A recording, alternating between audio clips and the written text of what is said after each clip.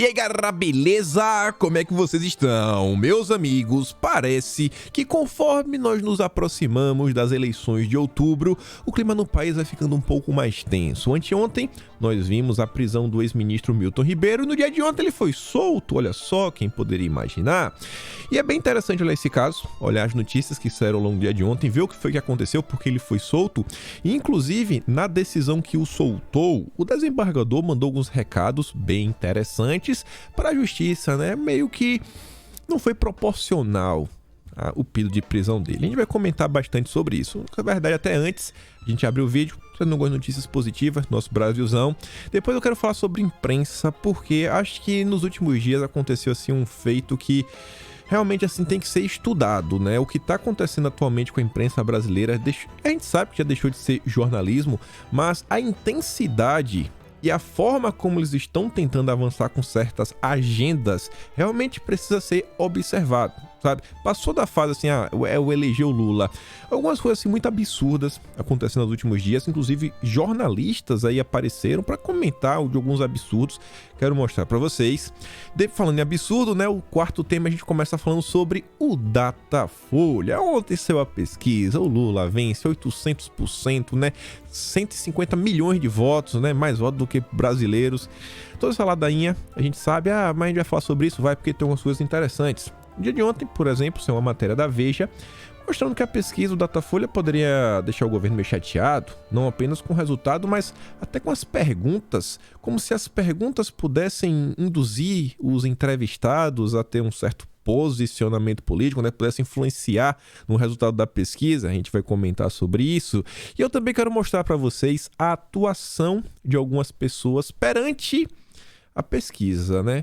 Você vê a Globo, por exemplo, tá sempre calada quando sai alguma pesquisa estadual. Sei lá, Bolsonaro vence no Rio Grande do Sul, Bolsonaro vence no Paraná, vence Santa Catarina, vence Goiás, sai as pesquisas. A Globo não comenta nada. E ontem? E ontem, que foi o Datafolha? Aí a gente vai comentar sobre isso, falar mais algumas coisinhas, inclusive desse embate Lula-Bolsonaro. E o quinto e último tema, talvez não, é o tema mais denso de todos. O Lula ganhou um editorial para ele aí de presidente do Estadão, mais uma vez expondo aí os inúmeros absurdos que ele defende, vale muito a pena ler, e inclusive se questionar, né? Já que o Estadão sabe de tudo isso, como é que os jornalistas ainda apoiam o Lula? Não faz nenhum sentido.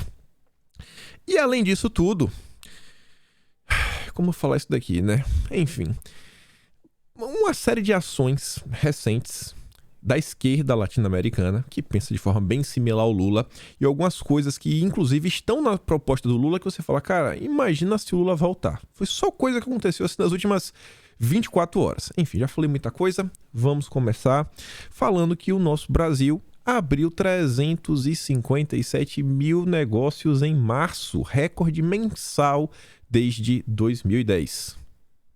Isso daqui, na verdade, mais do que tudo, tem que agradecer, né, a população brasileira. A população brasileira realmente surpreende. 357 mil negócios. Obviamente, né, o governo também tenta ajudar de uma forma ou outra, desburocratizando, facilitando, né, a abertura de comércios, mas a população está de parabéns. O Brasil realmente surpreende. A Yara até diz, né, economia, bom, vai bem, vai melhorando. Claro, sinais de melhora. A arrecadação federal fica acima do projetado pelo mercado pelo 22º mês consecutivo. 22 meses onde o mercado faz uma previsão e a economia supera a expectativa. E supera a expectativa. 22 meses consecutivos. Mas eles querem que dê errado. Eles torcem para o Brasil dar errado, para facilitar uma vitória do Lula. Um tema aí que todo mundo deve estar com a mão na cabeça. A questão realmente é complicada, a questão dos combustíveis. O Globo News atualiza falando o seguinte, o teto do ICMS. Bolsonaro sanciona a lei que define combustíveis, energia, transporte coletivo e comunicações como serviços essenciais, limitando a alíquota a 17% ou 18%. Bolsonaro mantém gatilho de 5% para compensação de arrecadação aos estados, mas veta algumas regras. Esperamos aí, né, acho que o Brasil inteiro, que os frutos cheguem aí o quanto antes para a população. Né? Mas a gente sabe, os governadores já acionaram inclusive a justiça, né, falando que não vale, não pode ser desse jeito, e o que depender da empresa também não vai.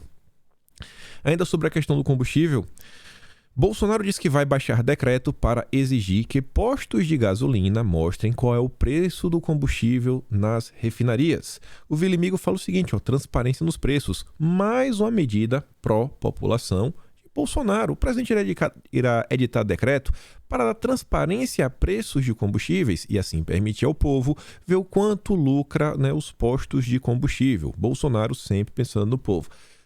Você vê, cara, todas as possibilidades que até então estão nas mãos do governo, você vê que vem tentando ser feita, vem tentando colocar em prática. Mas Brasil, né? Brasil. E aqui só pra gente fechar esse tema e começar a falar de algumas coisas mais sérias, como a questão do Milton. Inflação. Combustível caro faz motoristas de aplicativo transformarem carros em outdoors nos Estados Unidos. Você vê como a situação tá lá, né? A Elisa disse, e aí, já culparam o Bolsonaro? Aqui na Austrália, inclusive, a gasolina ela teve um aumento quinta-feira passada e ao maior valor que eu já vi na história aqui. Tá mais do que o dobro mesmo, sem brincadeira, do início de 2020. Mais do que o dobro. Tá ficando complicado, tá ficando ruim, tá muito ruim, Bolsonaro. Bolsonaro, pelo amor de Deus. Ai, eu já tinha esquecido, ainda bem que eu coloquei aqui. Hoje, mais um episódio do Notícias de Quinta. Eu não tô com o link ainda para deixar na descrição, mas eu vou deixar o link do canal aqui na descrição do vídeo. Só clicar do programa Quinto Elemento, meio-dia 34, e está no ar. Assistam lá. Acho que tá ficando bom, né? A gente tá pegando um entrosamento muito melhor. Mas vamos avançar. Vamos falar do caso Milton Ribeiro. E antes de falar da soltura dele, vejam só. Isso aqui foi uma matéria da Veja. Eu vou mostrar para vocês algumas coisas. Falando que é o seguinte, que o Ministério Público Federal foi contra a prisão de Milton Ribeiro, mas o juiz discordou. Caso grave. Segundo o juiz, caso grave. O juiz Renato Borelli, no entanto, considerou que, pela gravidade do caso, o ex-ministro deveria sim ser preso. A André Porciúncula fala o seguinte, o juiz criou, da cabeça dele, um novo tipo de prisão preventiva. Essa prisão ilegal ficará impune porque o nosso legislativo não tem a coragem de pôr um fim à total falta de limite do judiciário. O juiz faz o que quer e é isso, né? É isso. Até quando? A matéria é bem curta, tem 3 parágrafos. O Ministério Público foi contra a prisão. A procuradora do caso sustentou no parecer que bastaria, no caso do ministro, do Milton Ribeiro em específico, a imposição de medidas cautelares diversas de prisão, como proibição de investigados comparecerem aos órgãos do MEC, sob investigação, proibição de terem contato entre si e de se ausentarem do país. Não pode deixar o país, não pode... Deixava aí, medida cautelar, para você evitar. Porque, assim, o que é que o Milton, da casa dele, poderia fazer que poderia gerar algum prejuízo no processo de investigação, alterar provas, etc. Bem complicado, né? O juiz Renato Borelli, no entanto, considerou que, pela gravidade do caso, o ex-ministro deveria sim ser preso. Beleza. Ele discordou da procuradora. Só que aí veio um desembargador, o Ney Belo. E a Globo está aqui. A Globo, pra ninguém... a Globo, G1, peguei logo, que odeia o governo.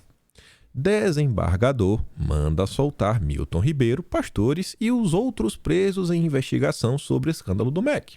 Aí tá lá. Abre aspas. Esse aqui é o trecho da decisão. Por derradeiro, verifico que, além de ora paciente não integrar mais os quadros da administração pública federal, a ausência de contemporaneidade entre os fatos investigados. Liberação de verbas oficiais do FNDE e do Ministério da Educação direcionadas ao atendimento de interesses privados, supostamente cometidos no início deste ano, razão pela qual entendo ser despicienda a prisão cautelar combatida. É o seguinte, ó, os fatos aí que vocês estão elencando aconteceram no início do ano, já está no meio do ano. Então, assim, até o fluxo temporal, sabe, não muda nada. Você colocar o cara na prisão preventiva agora, não é uma coisa assim, ó. O que ele tá falando aqui? Vou tentar dar um exemplo para vocês. A polícia investigou, descobriu que 3 dias atrás o Milton fez uma compra, recebeu um dinheiro, isso, aquilo, outro. 3 dias atrás, descobriu agora. Aí avisou pro juiz, 3 dias atrás ele fez isso. Falou 3 dias, aí Prende o cara. Por quê? Porque é algo muito recente. Sei lá, fez uma venda, recebeu um dinheiro, aí ele pode pegar esse dinheiro, desaparecer com esse dinheiro, desaparecer com isso, criar uma narrativa, conversar entre si. O caso está muito recente, ele pode ser alterado. Mas uma coisa que aconteceu no início do ano, cara, se ele tivesse que fazer alguma coisa, encobrir, sabe, apagar os rastros, já teria sido feito. Já teria sido feito. Não tem justificativa. Não tem justificativa, não justifica uma prisão. Não tem mais o que ele fazer. Abre aspas de novo. Da mesma forma, as decisões que foram tomadas e os atos adjetivados de ilícitos há meses atrás, não estando o paciente na possibilidade de continuar os praticando, não geram contemporaneidade e nem a utilidade a fundar um decreto de prisão preventiva. Como o próprio nome já indica, a prisão preventiva serve para prevenir, não para punir. Serve para proteger e não para retribuir o mal porventura feito. Você está pedindo preventivamente, não, o cara não atrapalhar, não fazer uma coisa, não fazer outra, não continuar roubando. Mas o Milton não está mais nem no MEC. Está na casa dele, está lá em Santos. Quilômetros e mais quilômetros de Brasília. Qual a justificativa para a prisão? O que está acontecendo?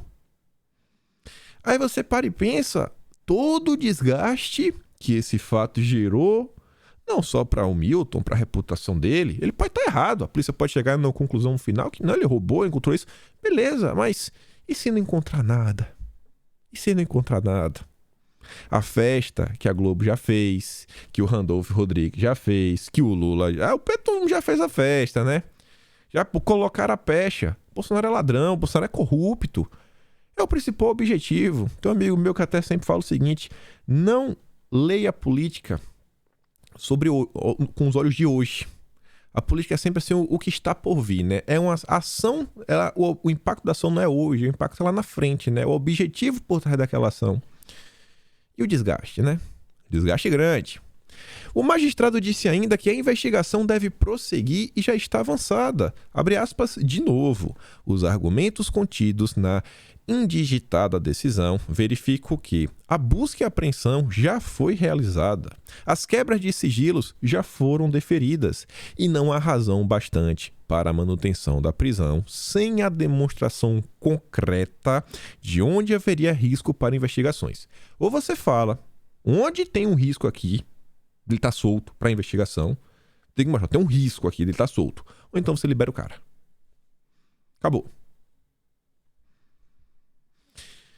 E não para aí. A Globo surpreende. A Globo surpreendeu. A própria Globo ontem, mais uma nota. Tribunal Regional Federal da Primeira Região manda libertar Milton Ribeiro. Essa era a manchete. Abre aspas. De novo, né? Num Estado democrático de direito, ninguém é preso sem o devido acesso à decisão que lhe conduz ao cárcere, pelo motivo óbvio de que é impossível se defender daquilo que não se sabe o que é. Inclusive, esse aqui é um recado, né, que eu acho que muitas pessoas deveriam ouvir. A defesa não teve acesso, o cara sequer sabe. Eu estou sendo acusado do quê? Do que eu estou sendo acusado?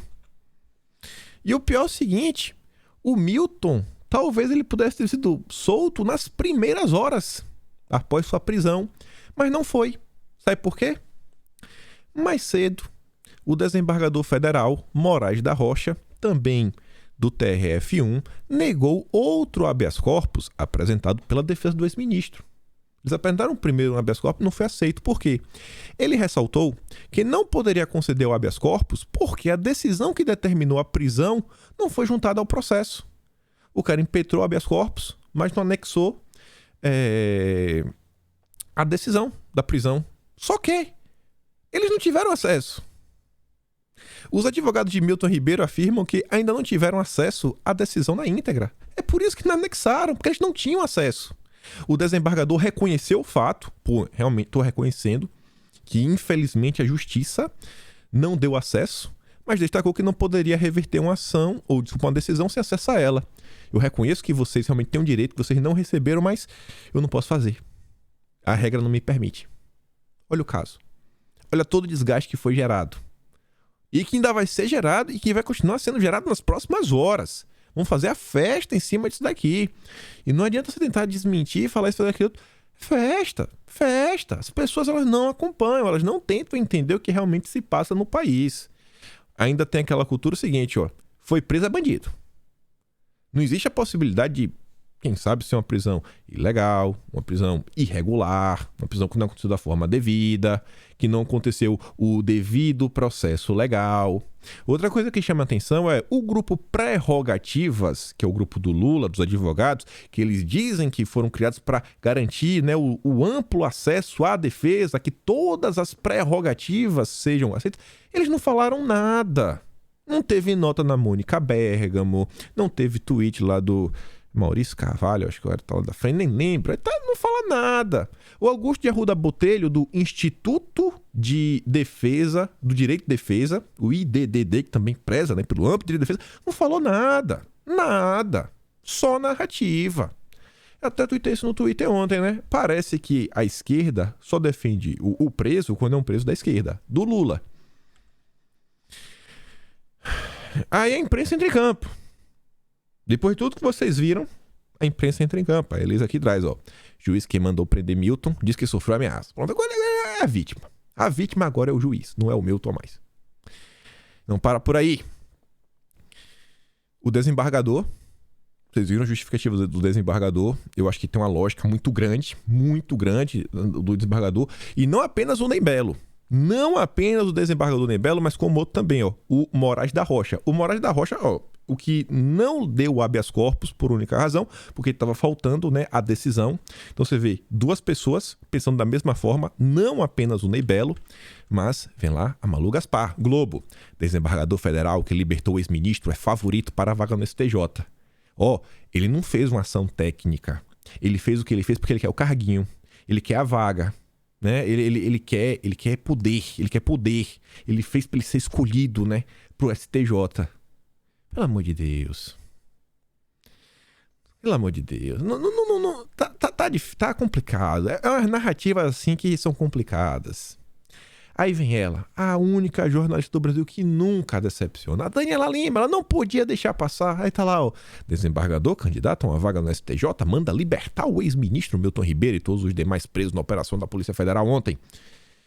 Será que ela tá tentando criar uma narrativa para falar que tem uma correlação, né, entre ele querer ser indicado para a vaga e ele ter soltado o Milton? Ou ela só quis pontuar um fato? O Arthur fala, o principal órgão que atenta a Constituição contra as instituições e os direitos fundamentais do cidadão chama-se imprensa. Esse pessoal não está preocupado com que o país tenha uma ordem jurídica. Não, faz o que quiser. Se for contra a direita, vale tudo. Aí vem, Metrópolis. Polícia Federal investiga a suposta interferência em ação que prendeu Milton Ribeiro. Interferência? Mas não prendeu. Não prendeu? Interferência mais pra quê? É inacreditável. Interferência, mas vocês não prenderam o cara. Mesmo com o Ministério Público Federal contra, 2 desembargadores reconhecendo que foi descabido. Interferência.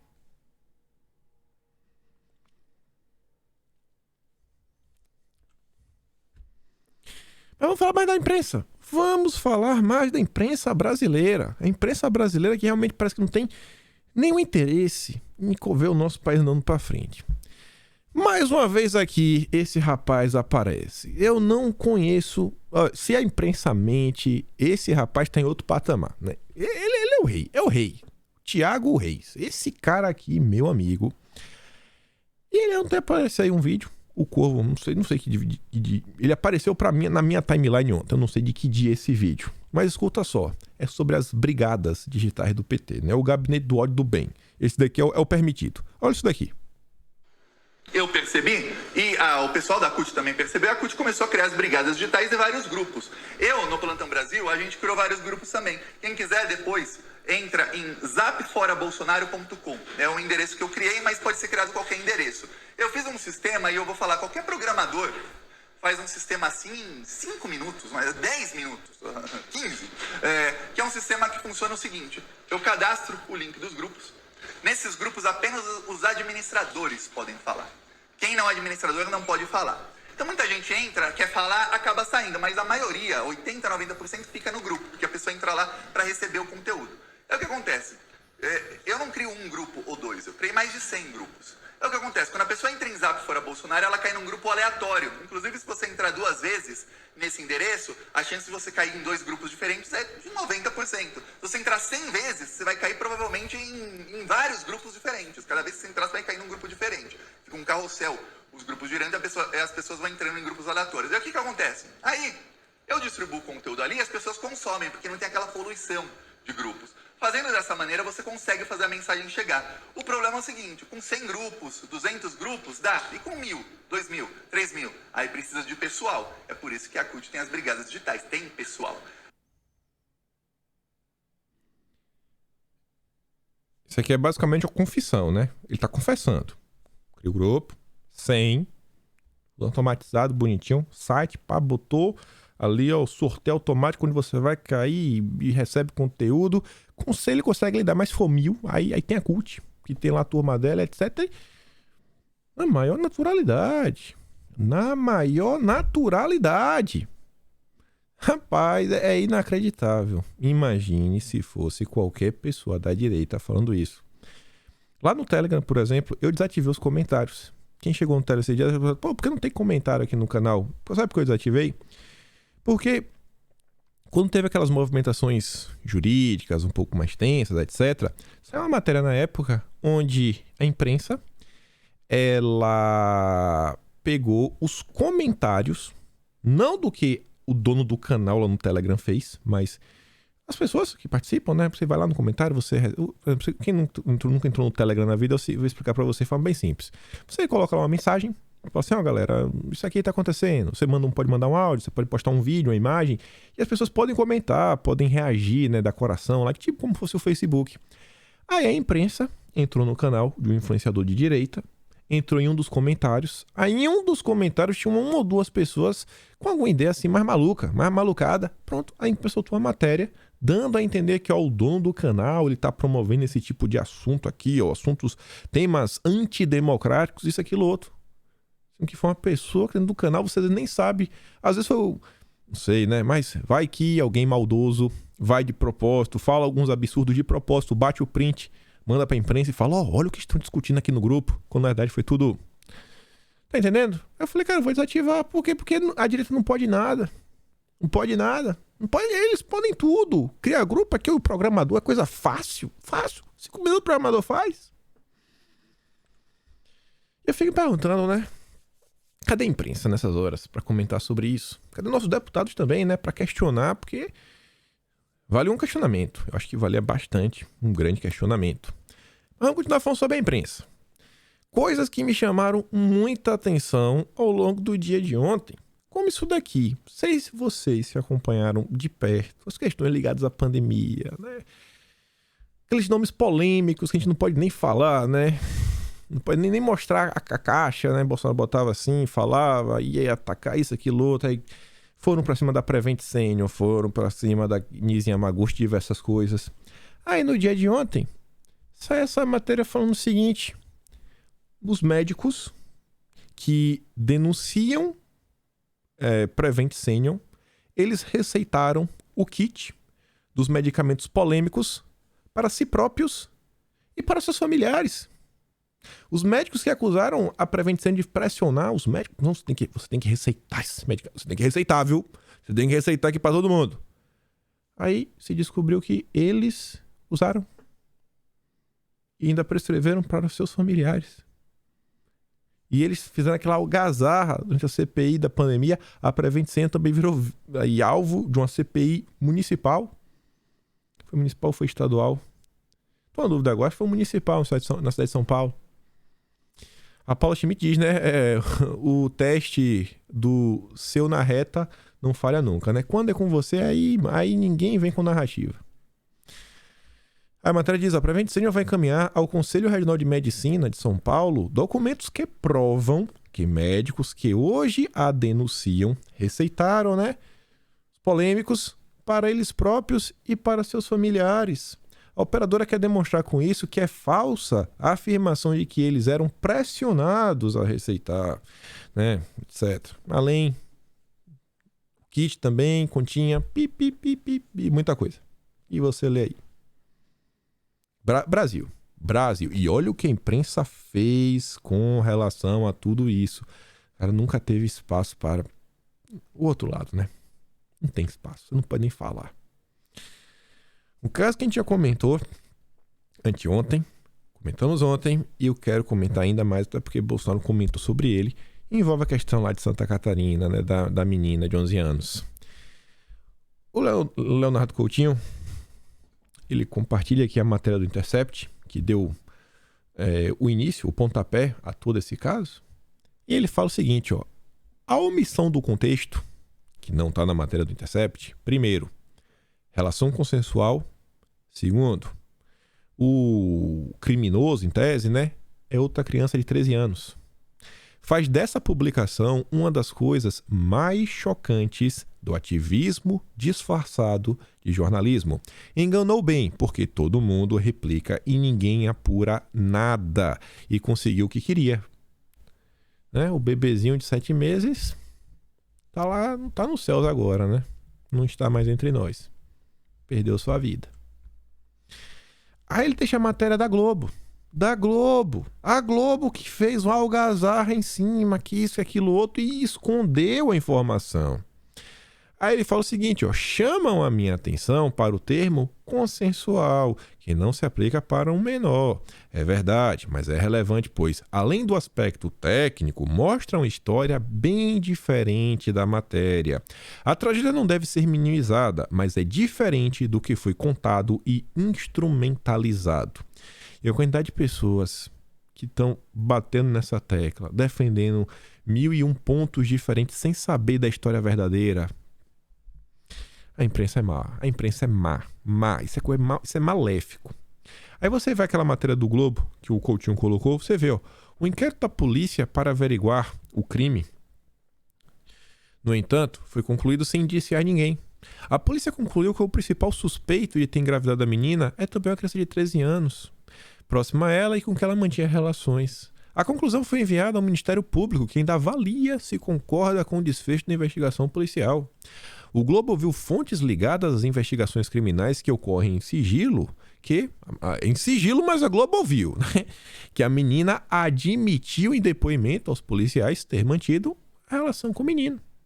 A menina afirmou, isso aí. Uma fonte diz que, além da vítima, o outro menor confirmou que teria sido consentido.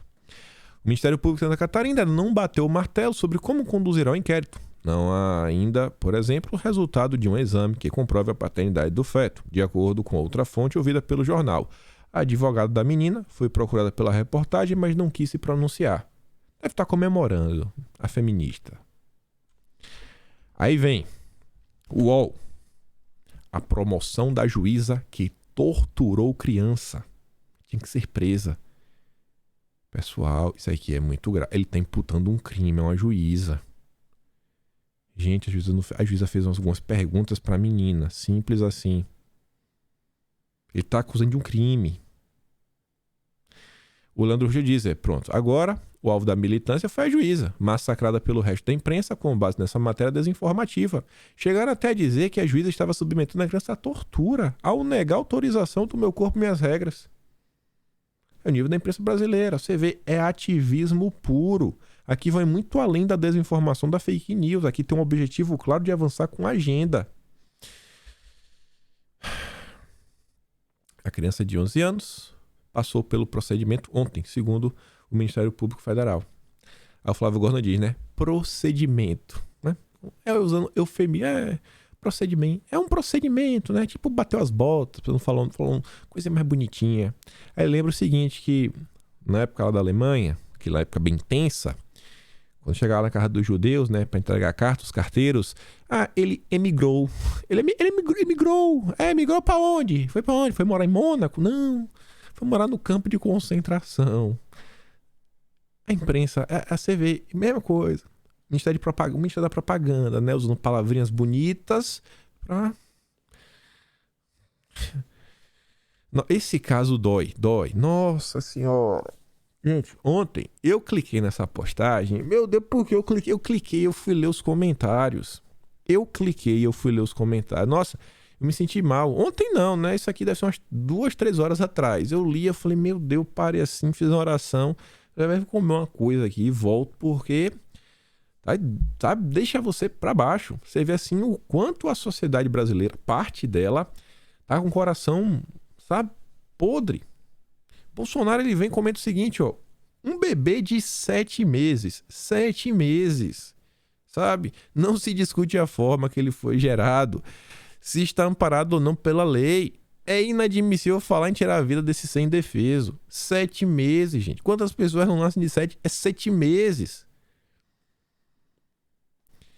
Aí Bolsonaro, após falar isso, e ele fez outra postagem, ele coloca a foto do que é um bebê de 7 meses. A Globo solta a matéria falando, Bolsonaro critica. Meu corpo, minhas regras, né? Da menina que é vítima, inadmissível.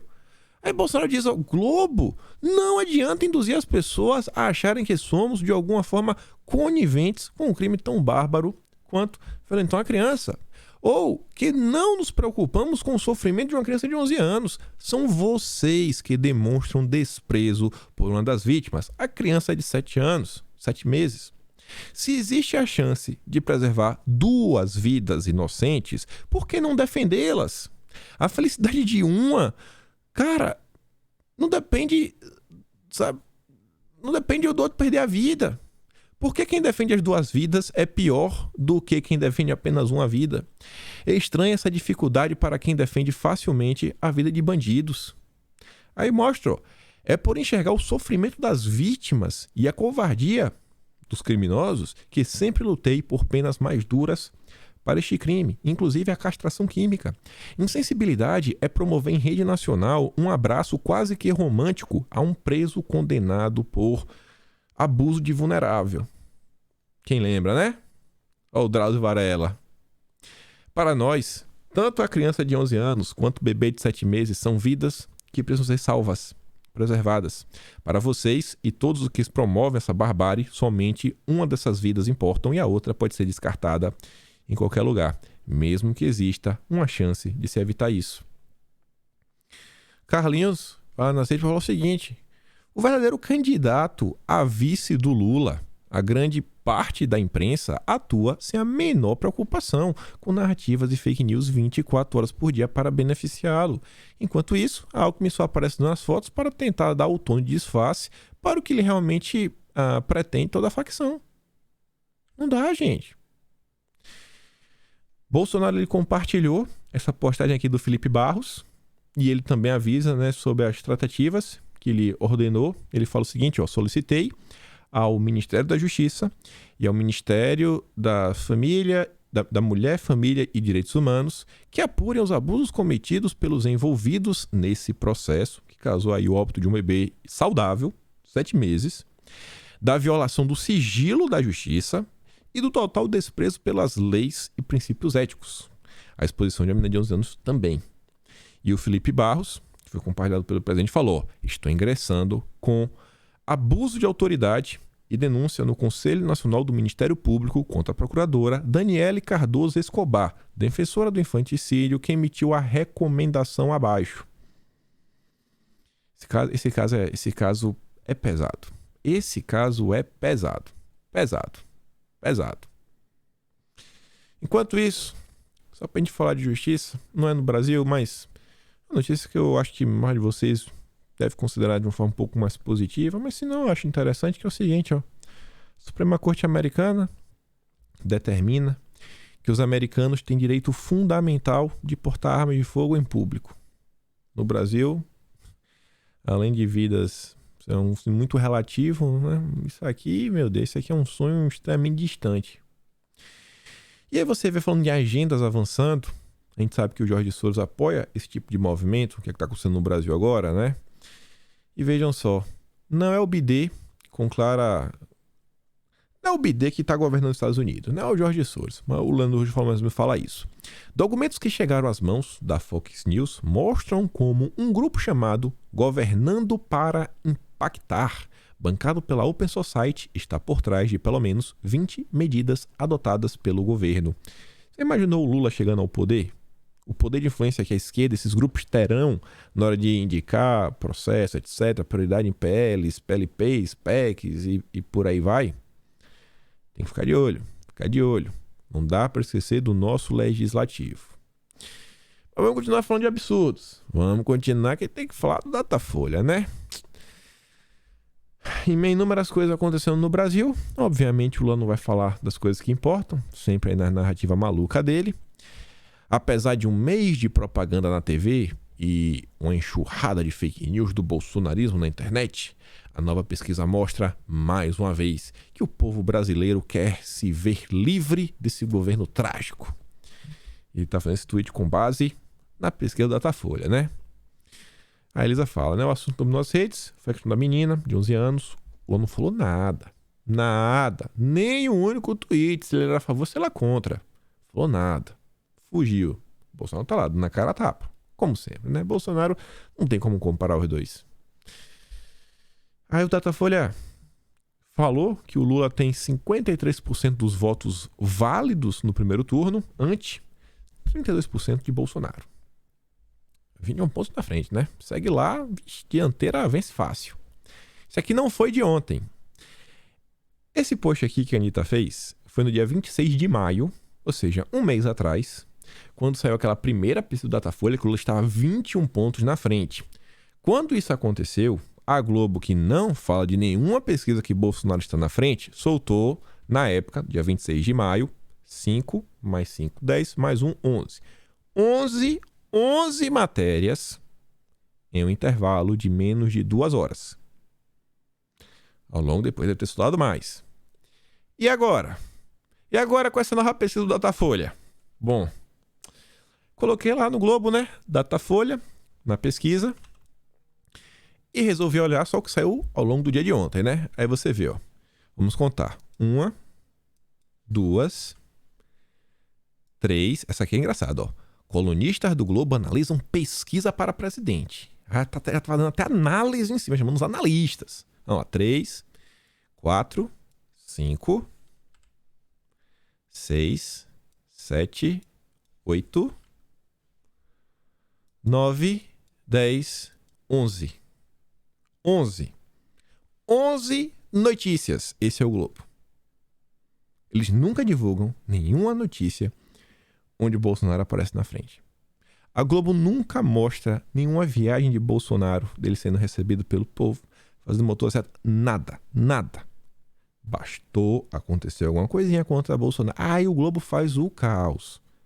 A Globo não tinha soltado nenhuma matéria sobre o escândalo do contador do Lula. E a lavagem de dinheiro, que envolveu o PCC, né, que ele poderia ter um vínculo. Não falou nada. Ó. Tá dentro assim, ó, tá claro, cristalino. Outubro de 2022 é Bolsonaro de um lado, Lula e a Globo do outro. Você vota no Lula junto com a Globo. O vice mesmo do Lula é a Globo, não é o Alckmin, é a Globo. É a Globo, tá aqui, ó. Tá desenhado, não tem o que questionar. E aí, como eu falei pra você dessa pesquisa, essa matéria aqui da Veja é interessante. Porque eles falam, né? As novas perguntas do Datafolha que vão irritar Bolsonaro. Vão irritar, né? Tá bom. Aí o inimigo fala, pô, é um direcionamento? Vocês estão fazendo um direcionamento? Se a própria redação da Veja admite que as perguntas são tendenciosas, já imaginamos o resultado desta pesquisa. Vai apontar a derrota no primeiro turno com rejeição recorde. Resta saber quanto custou essa pesquisa. Vou mostrar só esses 3 parágrafos, estão juntos na matéria. E é o seguinte, ó, o Datafolha divulga nesta quinta-feira uma nova pesquisa, né? Independente dos resultados, uma coisa é certa, vai irritar de novo o presidente, nem que seja por causa de algumas perguntas incluídas no questionário. Ah, é, né? Tá bom. Em um bloco, por exemplo, que será aprofundado é o da situação econômica do país, mais especificamente da fome, um tema que promete ser central na campanha. O Instituto incluiu no questionário perguntas ao entrevistado que podem colocar o governo em situação desconfortável, como: a quantidade de comida na sua casa é suficiente? E o dinheiro que sua família ganha é suficiente? É aquela pergunta que ela gera uma reflexão que pode ser emotiva, porque o cara para e pensa, pô, aí ele pensa na casa dele, pensa o que tá na despensa, puta, tá difícil. Aí começa a ficar assim, meio chateado. Pô, Bolsonaro. Ele coloca o Bolsonaro. Nossa, eu acabo assistindo, gente, muita coisa ao longo do dia pra tentar entender o que se passa no Brasil. E não são assuntos normalmente ligados à política. Porque assistir política, cara, eu prefiro me informar de algumas formas que eu consigo pegar mais informação, assim, de forma muito, sei lá, às vezes mais rápida, em pontos diferentes. E aí eu agrupar falando, isso acho que é a parte mais importante, tentar formar aqui minha opinião com isso, mostrar pra galera, vou trazer aqui em vídeo. Mas eu tento, assim, usar também o meu tempo livre para tentar entender alguns sentimentos da sociedade. Às vezes eu escuto, assim, um podcast de um tema completamente irrelevante, que tem alguma pessoa que nem fala de política pra eu ver como é que estão algumas percepções. Pô, você já tá assistindo um podcast, por exemplo, de um empresário aí bem famoso, com 2 humoristas bem famosos também. Não são pessoas de esquerda nem nada. E aí eu vi os caras falando assim, principalmente de um empresário, eu falei, cara, o cara tá completamente perdido. Ele entende, assim, parte, a importância do Congresso brasileiro, né? E que fala assim, pô, ele reconhece que muita coisa o Bolsonaro tenta fazer, mas depende do Congresso, né? Esse famoso presidencialismo de coalizão. Só que ele começa a falar de algumas coisas ligadas a combate à corrupção. Você vê e fala, cara, o cara tá completamente perdido. Tá completamente perdido. Aquele discurso maluco de terceira via, Sérgio Moro. Você fala assim, meu Deus, o cara tá preso no lavajatismo. Mas você vê isso porque o cara entende muita coisa, sabe? Mas o mínimo, assim, o que é uma PL, uma PEC, né? A importância do legislativo. Você fala, rapaz, é duro. Já muita coisa já melhorou, a população entende muito mais de política, mas a imprensa ainda consegue convencer muita gente, né? A imprensa ainda convence muitas pessoas, não dá pra negar. O alcance que a TV aberta possui é alto, as rádios é alto. A legitimidade que a imprensa tem ainda existe. Ninguém confia mais na Globo. Não é assim. Aí essa pista também é o seguinte, também haverá um bloco sobre a Amazônia, na esteira dos assassinatos do indigenista brasileiro Bruno Araújo Pereira e do jornalista britânico Dom Phillips. Há perguntas específicas sobre o crime, se o governo fez o que poderia fazer. Só para como era que o cara começar a pensar e você vê, né? Eles pegam um caso que, meu Deus, cara, você tentar associar o governo a esse caso, isso é de uma baixeza. Isso é de uma baixeza sem tamanho. Como é que você... Gente, quantas pessoas desaparecem no Brasil todos os anos? Aí você pega um caso porque teve repercussão internacional, você tenta ligar esse caso em Bolsonaro. Sabe? É uma tentativa de criminalizar o cara o tempo inteiro. Aí tá lá, são as perguntas que o Datafolha faz. É a grande pesquisa independente. Agora uma coisa assim, tá lá. Eu não vou questionar os métodos. Se ele, não sei em que barra ele fez, não sei o que eles conversaram, não sei como é o perfil que eles olham. Vamos chamar só quem tá de camisa vermelha. Camisa vermelha é toda tendência maior você votar no Lula. Camisa vermelha de iPhone. Que aí realmente é a tendência maior, né? Petista adora iPhone. Agora, uma coisa que é certa é o seguinte. O Lula, ele não coloca pessoas nas ruas. E o Lula, ele não anda no meio do povo. Ele não faz. Aí o Bolsonaro até brinca, né? Lula... 47%, Bolsonaro 28%, né? Um vazio, o outro lota as ruas. Bolsonaro ontem esteve no Pernambuco, Caruaru. Vou mostrar aqui pra vocês. Vamos ver aqui juntos. Vamos ver. Bota aqui. Aqui também. Peraí. Deixa eu dar um zoom agora na imagem. Maximizar. Prontinho. Esse daqui eu acho que dá pra dar play com áudio. Acho que não tem nenhuma música no meio do caminho.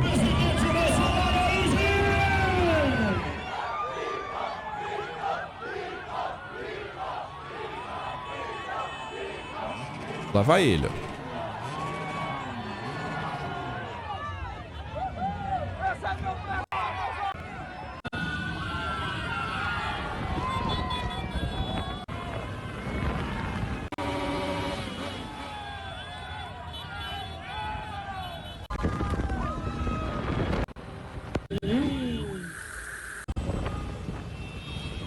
Lá vai.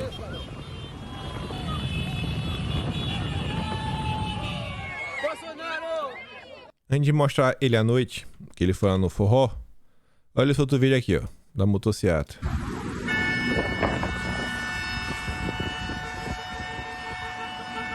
Vou adiantar um pouquinho aqui, ó. O povo na rua, esperando pra ver. Lá vem ele, ó.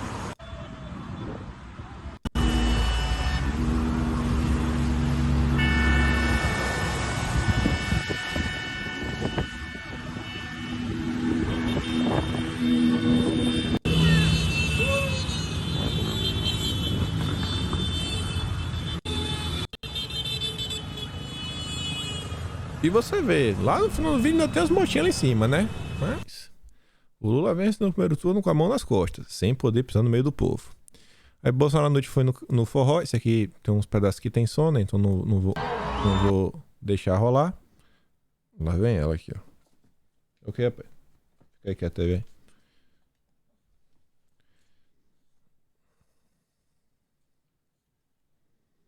Aí vai lá, ó.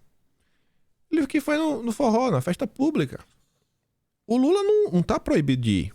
O Lula podia ir no dia que ele quisesse. Podia fazer o que ele quisesse lá, né? Ir lá, Bolsonaro pode ser vaiado, pode jogar um ovo nele se quiser, fazer qualquer coisa. Tá lá, ó. Tá indo na boa. Nada impediria o Lula de pisar numa festa dessa. Nada. Não vai porque não quer. Não vai porque sabe que não pode andar no meio do povo, né? Mas o Lula vence disparado. E aí você não vê nenhuma matéria, nada na imprensa falando sobre isso, sobre Bolsonaro no meio da população. Enfim, né? Ai, ai, ai. Mas vamos lá. Cadê? Vamos voltar pra cá. Lula não se encontra com a população, porém com empresários, aí ele adora, né? Lula contorna a desconfiança e é aplaudido por empresários. Aí, assim, eu até entenderia e até talvez ficasse preocupado se o Lula fosse, sei lá, em alguma expo, algum evento, né, alguma feira de empresários, tem lá 300, 400, 500 empresários. Aí o pessoal bateu. Eu falei, pô, aí, peraí. Aí você fica com medo. Não. Reuniãozinha, né, só os melhores.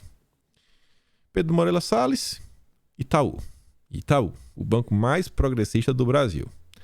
Pedro Passos, Natura. É assim que Itaú, também empresa, né, que apoia todas as pautas da esquerda. Santander, isso eu não tenho muito o que falar. Tereza Vendramini, Sociedade Rural Brasileira. Aí vem Beto Sucupira, sócio da AB Embev, que é a dona da Ambev. Ou seja, né, da turma do Lema. Turma do Lema. Rafael Barbosa, Natura. Frederico Trajano, né, deve ser parente aí da Luísa Trajano, mesmo sobrenome, e CEO da Magalu. Horácio Laffer Piva, integrante do Conselho de Administração do Grupo Klabin. Eu trabalhei na Klabin, na época não, pelo menos lá em feira não tinha muita coisa ligada à agenda de esquerda nem nada, mas tá aí, né? Você vê que não, basicamente um evento da extrema esquerda. O Lula foi se encontrar com empresários da extrema esquerda e foi aplaudido. É difícil, né? Mas, vou ficar até quieto. Vamos falar mais do Lulinha. Vamos falar agora especificamente dele, porque para minha surpresa, ontem, o editorial de ontem do Estadão foi falando do Lula e do seu programa de governo. Já começou, inclusive, com uma boa manchete. Mais uma lorota petista. Realmente uma lorota, né? O programa de governo do Lula. Ele tenta dar um verniz de democracia ao que tá, né? Você vê um programa ditatorial. Mas, enfim. O primeiro rascunho do plano de governo do PT deu o que falar. Para quem se arvora em líder de uma formidável coalizão em defesa da democracia e contra o autoritarismo, Lula constrangeu até líderes de partido aliados ao impor sua agenda na elaboração do documento. Lula, o democrata, impôs de cima para baixo. Ditador. Os eleitores moderados, grupo que o petista precisa conquistar necessariamente para se eleger presidente pela terceira vez, viram naquelas diretrizes programáticas o velho PT, que há alguns anos vinham rejeitando. Algo precisava mudar. Pois o PT, para evitar novos atritos com partidos coligados e com esses potenciais eleitores mais ao centro do espectro político, propôs uma nova versão das tais diretrizes, substituindo um adjetivo aqui, um verbo acolá, às vezes nem isso. É tudo mais do mesmo. É tudo mais do mesmo. O documento vendido aos incautos como um recuo não passa de mais uma lorota petista. O Lula segue radical, o PT segue radicalizando. Estadão. Tome-se, por exemplo, um dos temas que mais repercutiram de forma negativa: reforma trabalhista. O termo revogação foi suprimido da nova versão. Não fala mais em revogação. Mas isso não quer dizer, em absoluto, que os avanços para o mercado de trabalho, não estejam ameaçados, caso Lula seja eleito. A equipe que coordena a pré-campanha do petista fala agora em propor uma extensa proteção social, com atenção especial a autônomos, trabalhadores que usam aplicativos, abre aspas, revogando os marcos regressivos da atual legislação trabalhista, agravados pela última reforma e restabelecendo o acesso gratuito à Justiça do Trabalho, diz novo trecho do documento. Bom, qualquer pessoa alfabetizada lê o que vai acima e entende que, sim, o partido proporá mudanças na legislação trabalhista de modo a restaurar, no todo ou em parte, o arcaico arcabouço legal vigente até a sanção da lei em 2017. Afinal, não se sabe, e o documento não diz, o que é que o PT, o que é que o Lula, o PT, a turma da extrema esquerda do Brasil, considera como marcos regressivos. O que é um marco regressivo? O que é? Mas institui-se a julgar pelos raivosos discursos lulopetistas que sobraria pouca coisa da modernização das relações de trabalho. O Estadão falando isso daí. O mesmo Estadão que ataca Bolsonaro dia sim, dia também. Eu fico pensando, o editorial do jornal entende o que está acontecendo, entende o que é o Lula, mas ataca Bolsonaro. Ataca Bolsonaro. A revogação do teto de gastos é outro ponto sensível. O partido tem o direito de defender a agenda que bem entender, até rematar dos retrocessos, como o fim do teto de gastos, sem indicar uma nova âncora fiscal e submetê-la a escrutínio público. Só não é honesto dizer que recuou ou moderou seu discurso, quando bem, na verdade, o que houve foi uma manipulação de meia dúzia de palavras.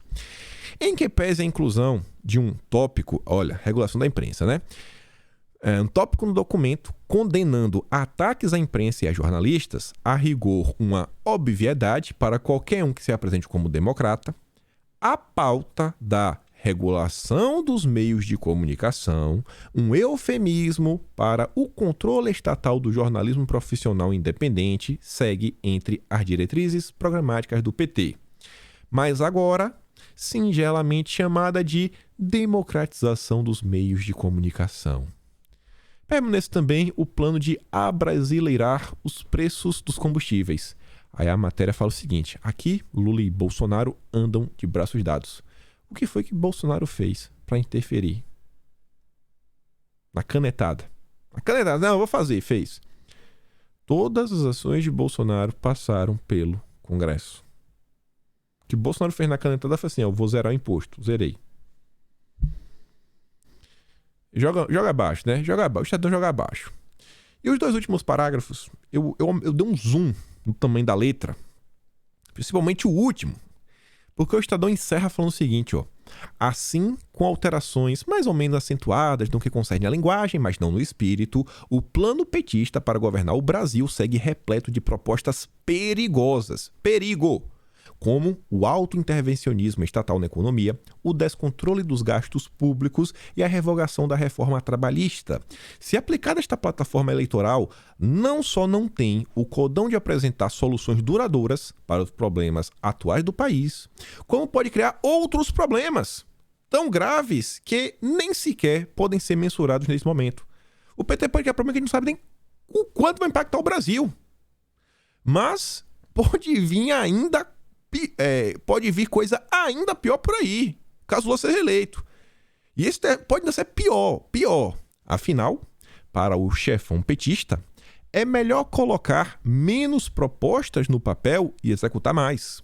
Conhecendo o histórico do PT, isso soa menos como promessa e mais como ameaça. Ameaça. Rapaz, e eu me pergunto por que o Estadão defende o Lula. Por quê?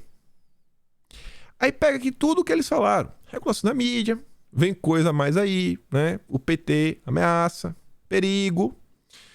Eu falei pra vocês, coisas que aconteceram nas últimas 24 horas. Os comunas, Partido Comunista, que a Dilma falou que vão se espelhar, planeja revisar todos os comentários antes de serem publicados nas mídias sociais. O que é que isso significa? Que vai ter um algoritmo que vai conseguir ler tudo. Você coloca a inteligência artificial para ver o que é crítica ao governo, crítica contra o Lula, isso, aquilo, outro. Já pensou? Todas as postagens passar por um crivo do governo e o governo começar a detectar os... Nossa, como é o termo? Pô, me fugiu da cabeça agora. As pessoas... Os detratores, pronto, veio na cabeça. O governo começa a identificar todos os detratores, as pessoas que estão, né, batendo de frente. O Lula, vixe, ia adorar isso daqui. Até porque o Lula quer regulamentar, né? Quer regulamentar. Para evitar isso aqui, pô, o discurso de ódio. Vamos checar todos os postos para evitar o discurso de ódio. Fake news, aí já foi, já tá aprovado. Dependendo do Lula, tá aprovado. Últimas 24 horas. Isso é gravíssimo também. Mais de 1,5 milhão de linhas telefônicas foram interceptadas legalmente na Venezuela em 2021. É evidência de que o regime de Maduro manipula o sistema legal para espionar os cidadãos e perseguir opositores. De forma legal, o governo, né, com suas indicações judiciárias, liberou que a polícia investigasse aí, 1,5 milhão de linhas telefônicas. Já precisa estar ligando? Seu namorado, seu pai, seu irmão, seu marido, esposa, e o Lula tá ouvindo? E esses dados aqui são de número 1, uma operadora apenas. Portanto, é a ponta do iceberg. Quantas outras operadoras também, né, não estão sendo monitoradas pela turma do Maduro, que é a mesma turma do Lula? Nas últimas 24 horas, Battisti chama Evo Morales de traidor, a matéria da Folha de São Paulo. E qual é a revelação interessante? O Battisti disse que, quando foi acolhido por Evo Morales na Bolívia, ele ficou instalado em um alojamento dentro de um centro de monitoramento informatizado, montado pelo Serviço de Inteligência Boliviano para espiar a oposição. Ou seja, o Battisti revela que a Bolívia tinha um departamento de inteligência só para espiar a comunas, Venezuela, Bolívia, é a turma comunista junto com o Foro de São Paulo. Nas últimas... Não, essa postagem o Arthur postou nas últimas 24 horas, mas a matéria não estava, foi no final do dia 22, né? Releva aqui um pouquinho. Nas últimas 36 horas, presidente eleito da Colômbia disse que abrirá fronteira com Venezuela. Recém-eleito presidente da Colômbia, ex-guerrilheiro Gustavo Petro, publicou em seu Twitter, né, que está em contato com a ditadura venezuelana para reabrir a fronteira entre os dois países. E aí são inúmeros problemas, além de uma possível crise humanitária e, pô, você conseguir trazer todo mundo é meio complicado. E se vir gente mal intencionada no meio do caminho, né? Traficantes, narcotraficantes, né? Para ajudar, né? Ajudar o próprio Petro, né? O Maduro manda uns soldadinhos de chumbo para ajudar. O Arthur diz, nossa, quem poderia imaginar? O objetivo da esquerda é realizar uma integração jurídica e econômica em toda a América Latina, da qual não se sairá facilmente, criando comitês que terão poder de decisão destruindo a soberania dos estados. E essa questão aqui específica, das fronteiras, é uma coincidência. Essa nota aqui, ela não foi escrita por causa do Gustavo Petro. Mais uma vez, eu tô gostando desse cara, Eric Figueiredo, é o presidente do IPEA, Instituto de Pesquisas Econômicas Aplicadas, ou avançadas. Mas, enfim, é o IPEA, né? O Instituto de Pesquisa sério mesmo, do governo, tudo bonitinho. Pesquisadores, ciência, estatística.